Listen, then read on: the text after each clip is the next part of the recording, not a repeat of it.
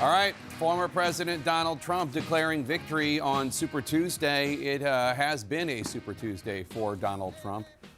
He had many remarks. It was mainly a pivot to the general election, did not mention Nikki Haley. There was a brief allusion at one point, Dana Bash, where I thought he was going to say something. He said something about how we have a lot of young talent and the party needs to unify. And I thought, oh, possibly this is a pivot to a reference to Nikki Haley, but no. But he did not attack her, which is, I'm sure, for his advisors and aides, something that they're chalking up to as a victory. No question about it. Look, could there have been a moment where Trump said, gave some kind of olive branch, rhetorical olive branch to Nikki Haley? Sure. But that clearly wasn't going to happen. Maybe it will eventually. Boy, where do we even start? Tom Foreman is doing a fact check. I think he's going to have a very, very long summary of things that he is going to say about what Donald Trump said that wasn't exactly right at all. For example, I'll just give you one example. The whole notion that farmers did really well when he was having this trade war with China. Remember that America, Congress, the taxpayers had to give some money to farmers, particularly in Iowa, because they were really suffering under China. But what he was trying to do was to walk down memory lane, Caitlin, and talk about the issues that he believes are most important. I mean, we talked to Lindsey Graham earlier. He said he needs to focus on the policy. It wasn't all policy, but there were policies, whether it is foreign policy or immigration, that he thinks is going to play well. I think we just saw right there in that speech why Donald Trump stepped in and killed that bipartisan immigration bill that had been negotiated in the Senate.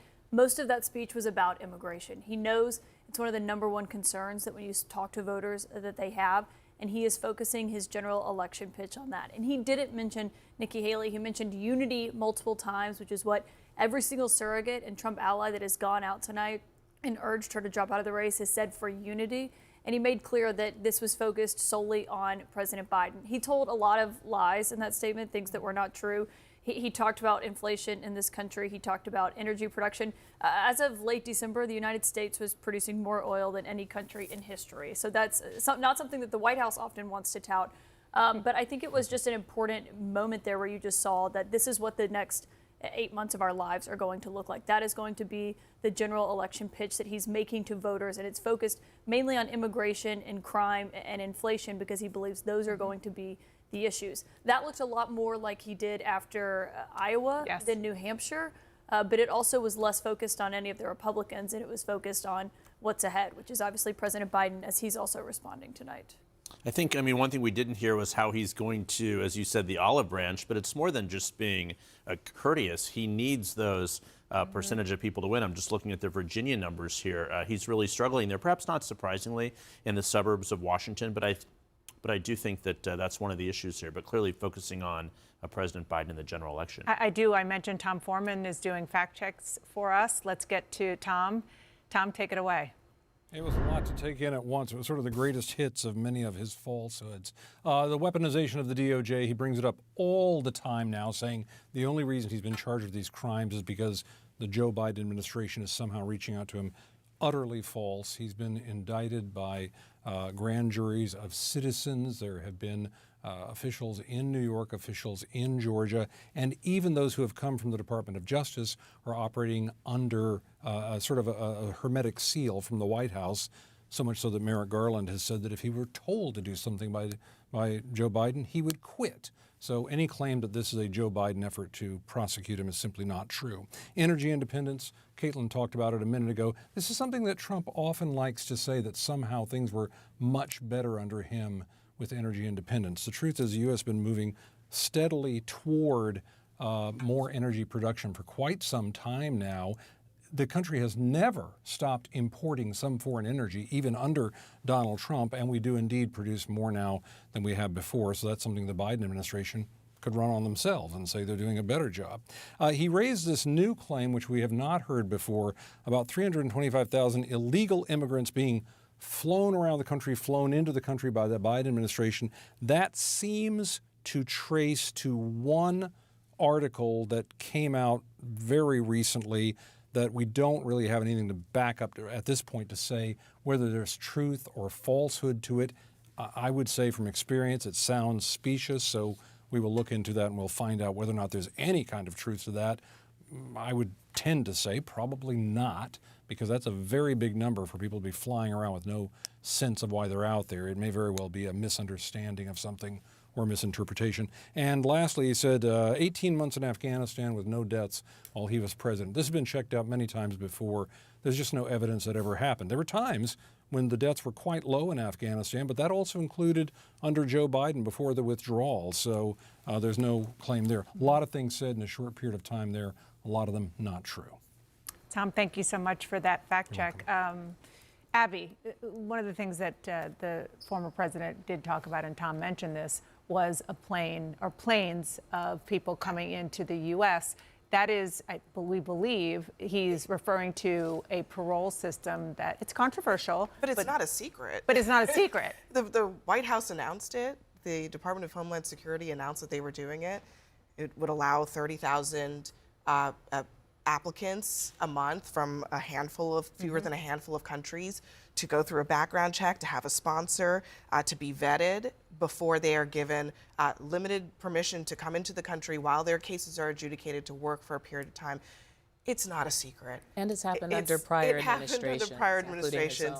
It's not a conspiracy. However, one notable thing, and Dana, a hat tip to you for this, Elon Musk has been tweeting about it today. And as Caitlin reported earlier, Trump is trying to woo him in to help fund this campaign. So there's a nexus for everything. And look, Lindsey Graham, God bless him, he wants Trump to stay on message, wants him to stay on policy. That would be totally fine if Trump could do so truthfully, but he cannot and did not do that tonight. And that just illustrates, okay, it's Trump, we know he does that, but the Biden campaign is going to then have to take that and on all of these things, on immigration, on the economy, on oil and gas production, you have to correct the record first before you can even tout your own accomplishments. Can I come back to the thing you said about Elon Musk? One of the things I found interesting about that, I think it was you, is he tweeted specifically that the administration was importing voters, which is a real hard nod to replacement theory. Yes.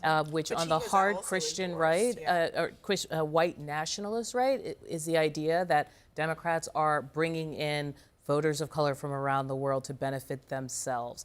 It's a direct line to those things. And I think over time, as Trump comes out and talks more of that stuff is going to surface, and it's going to be far uglier than it was back in 2016, where there was sort of vague innuendo around it, because now there are more platforms and people feel more empowered to speak. Yeah, I mean, Elon Musk might have done it, but I think this is what you were just referring to, Abby. Donald Trump said it at an event over the weekend, said it on Saturday, said it so explicitly that I had the Homeland Security Secretary, Alejandro Mayorkas, on the next morning, and I gave him a fact check. Are you bringing people in illegally in order to change the electorate of the United States? I mean, certainly it is about. But here's it the thing. has you asking, right? So now it's Well, like, in a way, no, I'm not yeah. saying you shouldn't, but what it does is it pulls ideas into the mainstream that are not. But it's important and to forces fact check. us to have Agree. conversations that make no sense. There are real concerns from voters about immigration and about what's happening at the southern border and how it's been affecting major cities in the U.S., from Denver to Chicago to New York City. That is a real thing, but he plays into it. It's just exactly what we saw with the voters who were speaking to John Berman earlier, or what we saw in our exit polls, that they don't believe that Joe Biden legitimately won the election, even though he did. And the other thing that Donald Trump said there, which you cannot miss the irony, that he is coming out to tout a huge victory on Super Tuesday. And he says that the elections in the United States are like third world countries. But he's coming out and touting that he has just won part of the election process in United States history. And that is what it's going to look like over the next several months. And that's why it's notable, you know, in Biden's statement tonight that he put out about his own Super Tuesday performance, he noted directly that he's facing Donald Trump, he believes, come November, and said he is determined to destroy our democracy. That is what the president's campaign is going to be honing in on. And Aaron, as I toss to you, what Biden campaign officials say is that they are convinced that the more voters hear that kind of thing from Donald Trump, the more they are reminded of the Trump years that weren't necessarily what they are talking about mostly these days, which is that they had more money in their bank accounts and they felt more flush. going to the grocery store. If it makes you feel any better, I have already put evac on alert. He's ready to go if it comes to that. General, I assure you. Hey, General, let me into the war room to see you, so I had to hack my way onto this frequency. This better be critical, Wheelie. So, come on, what is it now, please? Okay, couple of things. I'm running low on the dough. I was thinking about taking a couple of months sick leave, maybe starting today. And, oh yeah, I intercepted a transmission from Megatron. Then send it through. Yes, sir, right away, sir. And so I'll assume that we're good on the other stuff. This is your last warning, insects. Relinquish what remains of the Allspark. So who's the insect? You? What? Who's the insect? Protect you. They were defeated on our world, and we will defeat them here. The Megatron. This was just a diversion. Security team, bring up.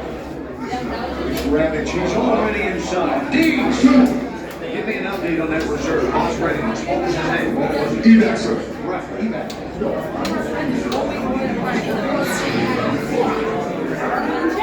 She's right in front.